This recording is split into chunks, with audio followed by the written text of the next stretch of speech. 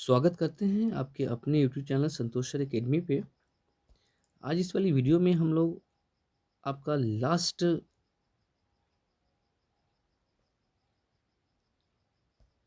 एक मिनट इस वाली वीडियो में हम लोग क्या करेंगे ना, जानेंगे आपके आने वाले बोर्ड परीक्षा में संस्कृत के प्रश्न कि कौन-कौन से प्रश्न आएँगे, वीवीआई क्वेश्चन जानेंगे। आप बने रहें हमारे साथ और इम्पोर्टेंट कुछ क्वेश्चन हैं जो एग्ज़ाम में बार-बार पूछे जाते हैं। इसी क्वेश्चन को हम लेकर आए हैं। एक बार एग्ज़ाम देने जाने से पहले थोड़ा सा इसको देख कर ही जाए आप लोग। तो बिना देरी किए हुए मैं इस वीडियो को स्टार्ट करता हूँ। फर्स्ट क्वेश्चन है आपका कि मंगलम पाठ में कितने मंत्र संकलित है। तो बताएंगे मंगलम पाठ में कितने मंत्र संकलित है, तो इसका आंसर हो जाएगा 5।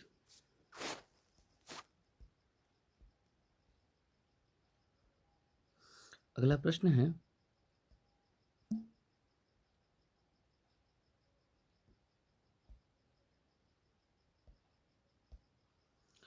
बहती नदी कहाँ मिलती है।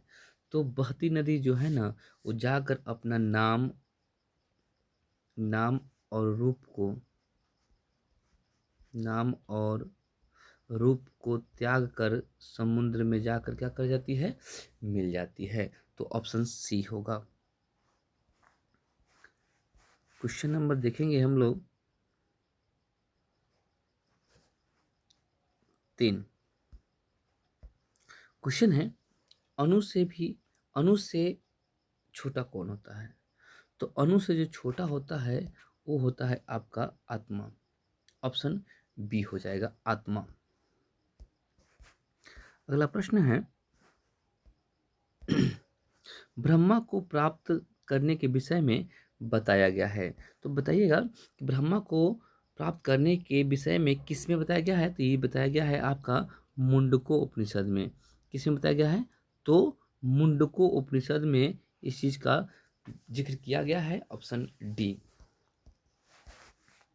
अगला प्रश्न है, प्रश्न संख्या हो जाएगा 5 कि आत्मा के गूढ़ रहस्य की किसमें व्याख्या की गई है।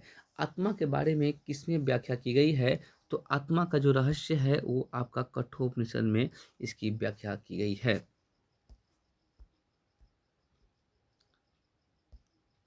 प्रश्न है यूनान का राजदूत कौन था। यूनान का राजदूत कौन था। तो यूनान का राजदूत आपका मेगा अस्नित था। मेगा अस्नित था। Option A.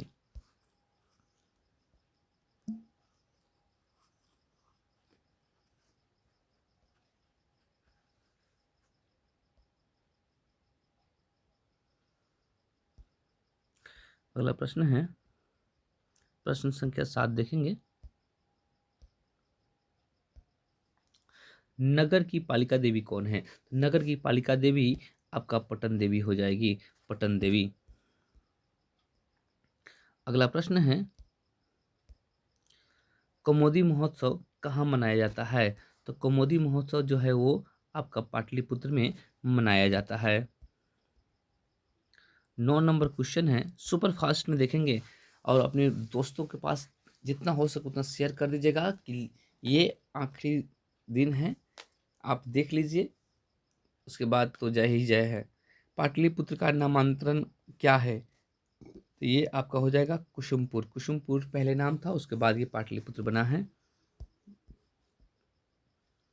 क्वेश्चन संख्या 10 है कुटुम्बनीयता के रचनाकार कौन है। तो इसके जो रचनाकार है वो है दामोदर गुप्त। दामोदर गुप्त। Option B. 11 नंबर क्वेश्चन कह रहा है कि पाटलिपुत्र का इतिहास कितना पुराना है। तो इसका आंसर हो जाएगा 2500 वर्ष पुराना है। 2500 वर्ष पुराना है। 12 नंबर क्वेश्चन क्या कहता है कि मिथिला का मंत्री कौन था। तो मिथिला का जो मंत्री था वो था वीरेश्वर। Option D. अगला प्रश्न देखेंगे, मनुष्य को कौन नष्ट करता है। तो मनुष्य का जो है ना वो आलस नष्ट कर देता है। आलस। अलस कथा किस प्रकार की कथा है। तो अलस कथा जो है ये आपका व्यंग्यात्मक प्रकार की कथा है। 15 नंबर क्वेश्चन है, अलगशाला में लगी आग को देखकर कौन भाग गए? तो अलगशाला में लगी आग को देखकर जो धूर्त लोग थे वे क्या कर गए, वहां से पलायन कर गए, भाग गए। अगला प्रश्न है 16 नंबर, छामाराव किस काल के लेखक है? तो जो छामाराव है ये आपके आधुनिक काल के लेखक है। अगला प्रश्न है, कंपन राय की रानी कौन थी? तो कंपन राय की जो रानी थी वो गंगा देवी थी।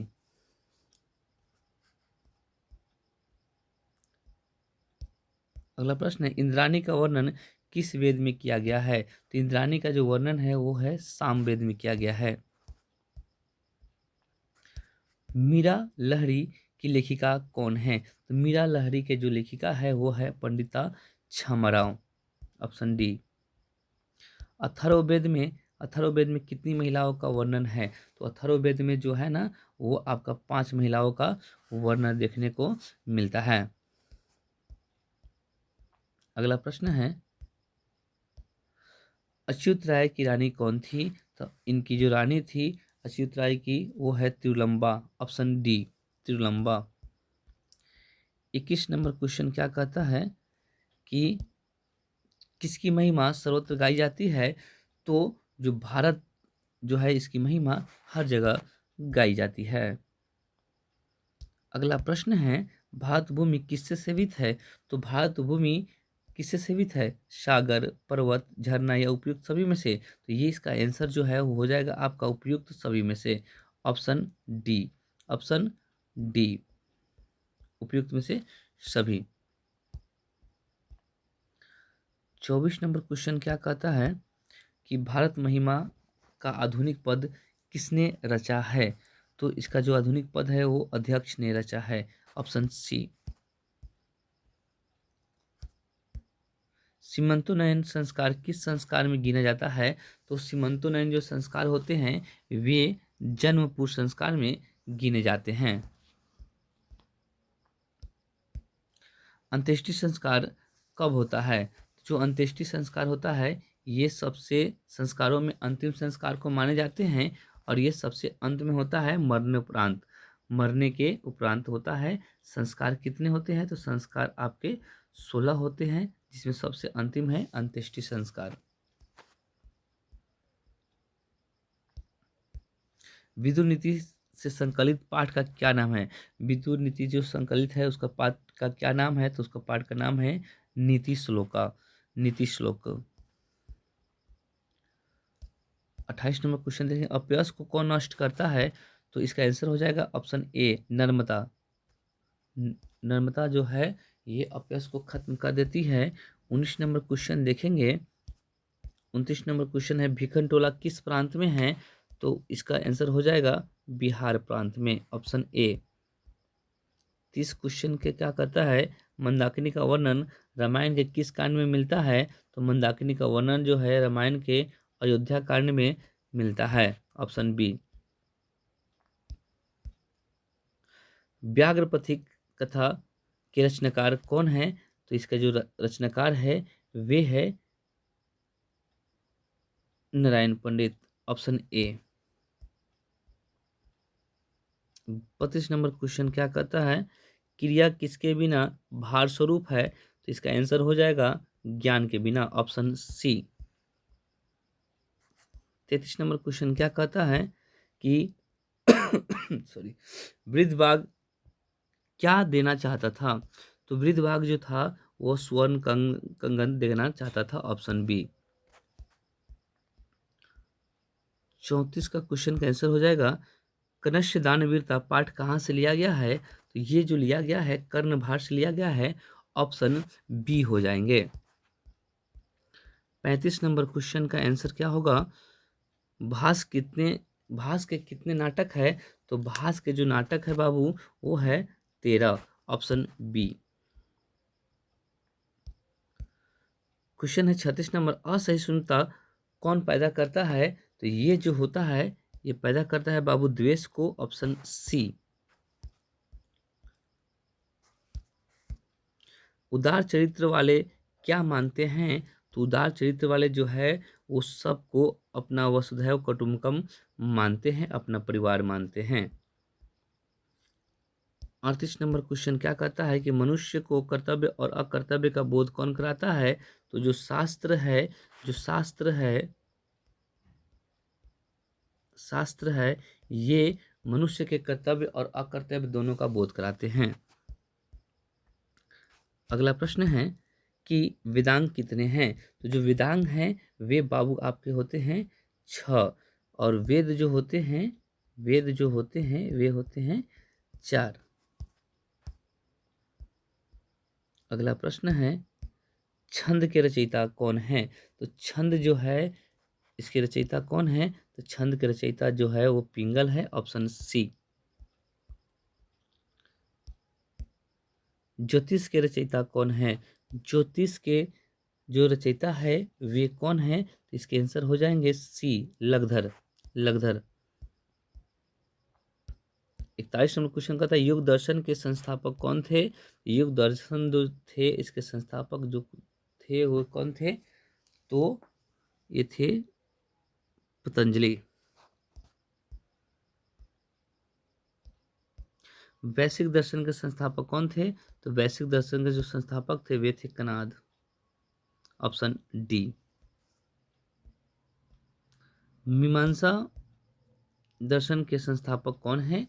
तो मीमांसा के जो दर्शन के जो संस्थापक थे वे थे जैमिनी। वेदांत दर्शन के संस्थापक कौन थे? वेदांत दर्शन के संस्थापक बद्रायन थे, ऑप्शन डी। चरक संहिता क्या है? तो चरक संहिता क्या है? तो इसका आंसर हो जाएगा ऑप्शन ए, आयुर्वेद शास्त्र।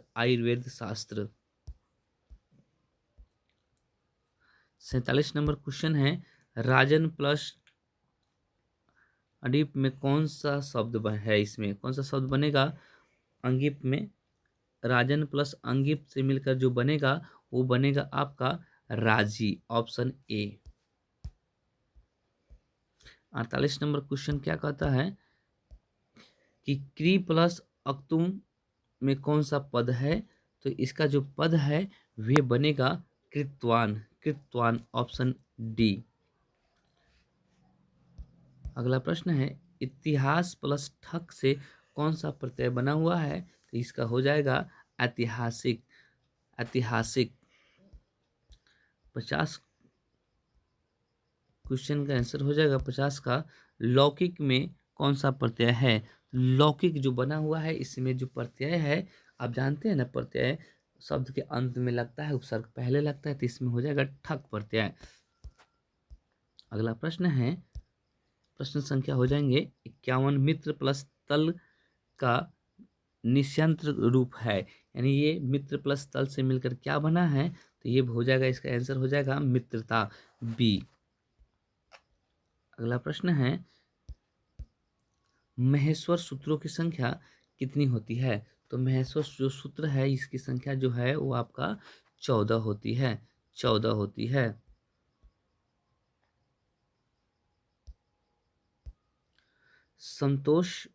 संतोष में कौन सा उपसर्ग है? उपसर्ग आ गया, उपसर्ग जानते हैं जो ये उपसर्ग होते हैं ये शब्द के पहले लगते हैं, तो बताइएगा सम प्लस तोष बराबर संतोष, यानी कि ऑप्शन ए। अगला प्रश्न है निसार में कौन सा उपसर्ग है? निसार में कौन सा उपसर्ग है? तो ये हो जाएगा निश प्लस सार, निस्सार, ऑप्शन बी। 55 नंबर क्वेश्चन है दुर्गम शब्द में कौन सा उपसर्ग है? दुर्गम में कौन सा उपसर्ग है? तो इसका हो जाएगा दूर, ऑप्शन बी। 56 नंबर क्वेश्चन कहता है कि बताइएगा कि अनिश्वर में कौन सा समास है? अनिश्वर पहले अलग गया है तो इसलिए ये आपका हो जाएगा नैया समास, आपका नकारात्मक बोध करा रहा है, डी नंबर। प्रश्न है त्रिभुवन में कौन सा समास है? त्रिभुवनम, त्रिभुवनम, तीन भुवनों का समूह, तीन भुवनों का समूह, तीन संख्या का बोध करा दिया। किसका बोध कराया? संख्या का बोध कराया। और जो संख्यावाचक होते हैं वे द्विगु होते हैं। क्या होते हैं? द्विगु होते हैं। द्वंद्व कौन होते हैं? जिसका दोनों पद प्रधान होता है, जिसका दोनों पद प्रधान होता है वो द्वंद्व होता है। तत्पुरुष में हो जाएगा आपका, देखिएगा समास विग्रह कीजिएगा, उसमें अगर कारक चिन्ह दिखाई दे दे तो वो आपका क्या हो जाएंगे? तत्पुरुष हो जाएंगे। आइए आगे देखते हैं। यथाशक्ति, यथाशक्ति में कौन सा समास है? यथाशक्ति यानी कि शक्ति के अनुसार। और यहाँ देखा जाए तो यथा प्लस शक्ति हो गया, यथा प्लस, यथा प्लस शक्ति हो गया। और जो यथा है ये क्या है? ये आपका उपसर्ग लगा है, ये उपसर्ग है। और उपसर्ग वाले जितने भी शब्द होते हैं, जो शब्द से पहले जो उपसर्ग लगा रहते हैं वे कहाँ होते हैं? तो ये देखने को आपको मिलेंगे अव्ययी भाव में। तो अव्ययी भाव इसका क्या हो जाएगा? आंसर हो जाएगा ऑप्शन ए।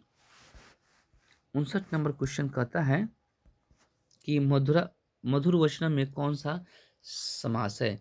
वचन कैसा है बाबू? तो मधुर वचन है। वचन तो है लेकिन कैसा है? तो मधुर है, विशेषण विशेष तुलनात्मक बोध कराएगा। समझ जाइएगा, क्रमधारय है। Option B.